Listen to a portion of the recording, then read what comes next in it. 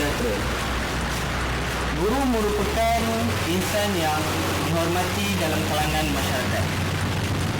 Namun, adakah kerjaya seorang guru ini mudah seperti apa yang dikatakan oleh orang ramai? Sebenarnya, bukan mudah untuk menjadi seorang guru kerana pelbagai tanggungjawab yang berbeza. Oleh itu, hari ini kita akan menumurabah 4 orang ahli panel daripada guru-guru sebelah. Mereka ini pakar untuk bercerita berkenaan dengan tanggungjawab seorang guru. Ahli panel yang pertama, kita akan bersama dengan Nur Hidayah binti Nurizam daripada SK Kajian Utama yang akan menceritakan tanggungjawab seorang guru kepada pelajar. Ayo kita saksikan. Baiklah, pernahkah anda terfikir bilakah tanggungjawab guru itu sebenarnya bermula? Secara umumnya, tanggungjawab guru bermula apabila wujudnya Akta Pendidikan 1996 yang mewajibkan ibu bapa menghantar anaknya ke sekolah. Maksudnya di sini, tanggungjawab guru bermula apabila murid telah memasuki kawasan sekolah sehinggalah tamatnya sesi persekolahan.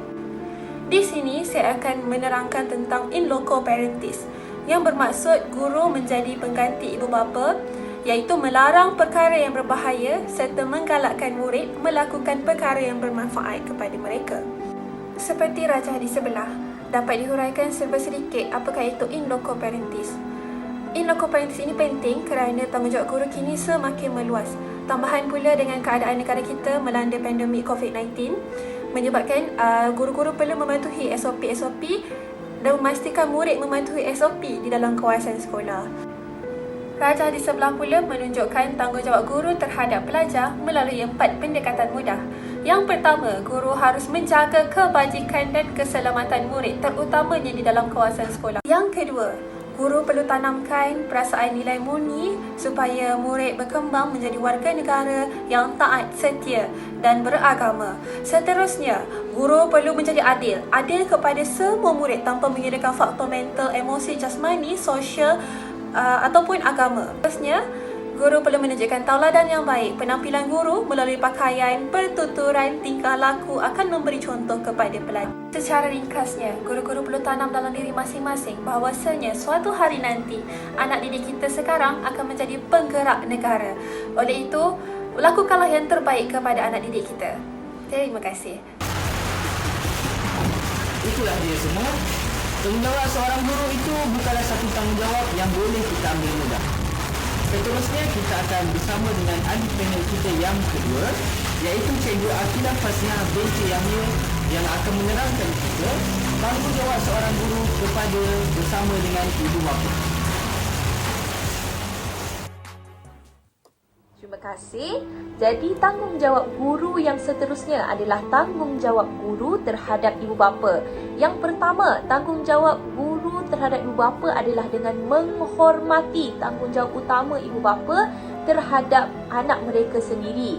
Okey, hal ini bermaksud guru tidak seharusnya terlalu masuk campur urusan ibu bapa dengan murid-murid ataupun ibu bapa dengan anak mereka sehingga mereka berasa terganggu.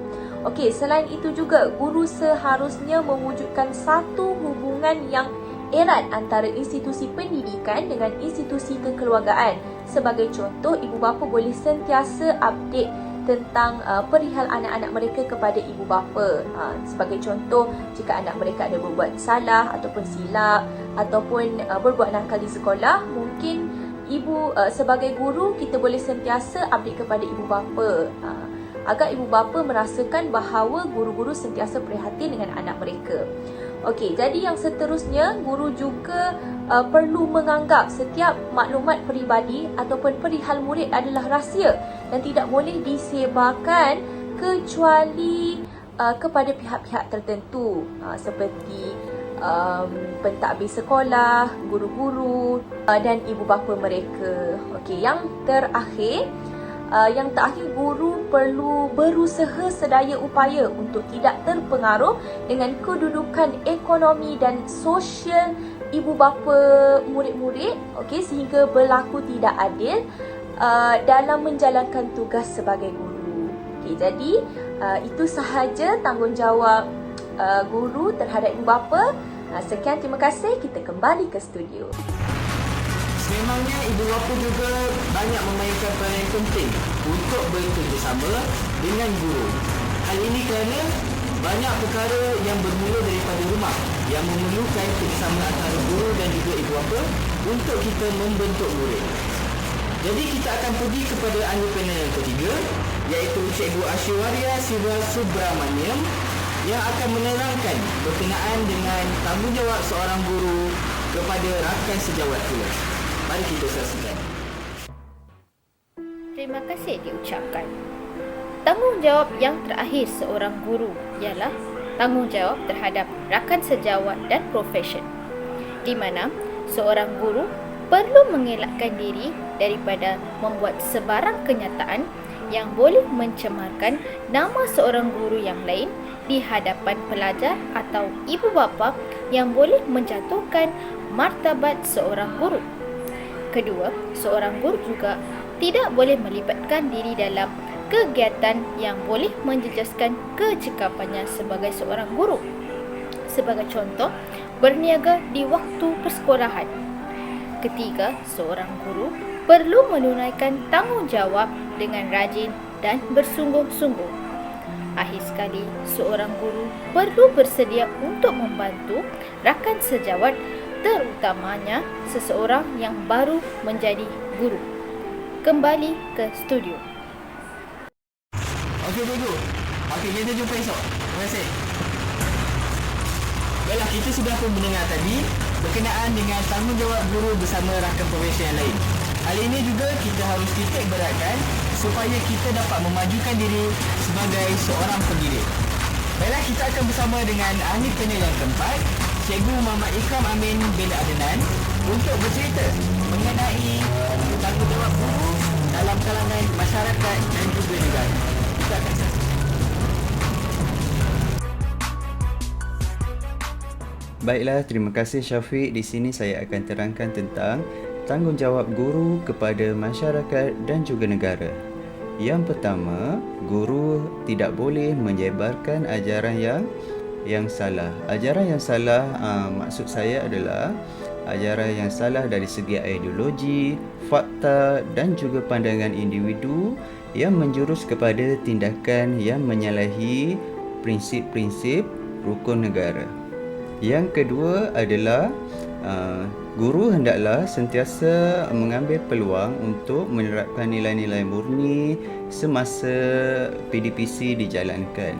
Antara nilai-nilai murni yang boleh diterapkan dalam pengajaran adalah saling menghormati, tolong-menolong dan juga menghargai sesama insan. Yang ketiga adalah menghormati masyarakat di mana tempat kita berkhidmat. Seperti yang sedia maklum, di Malaysia terdapat pelbagai adat dan budaya mengikut majoriti populasi sesuatu kaum. Contohnya, di kawasan pedalaman ataupun kawasan pos-pos orang asli, guru hendaklah pandai menyelami senario harian masyarakat supaya guru boleh mencari alternatif ataupun strategi pengajaran yang sesuai mengikut budaya dan juga adat masyarakat setempat. Sekian, terima kasih. Kembali ke studio. Kesimpulannya, menjadi seorang guru itu tidaklah mudah seperti yang dikatakan oleh orang ramai. Justru sebagai seorang guru dan juga pendidik, kita haruslah menjalankan tanggungjawab masing-masing demi kebaikan bersama.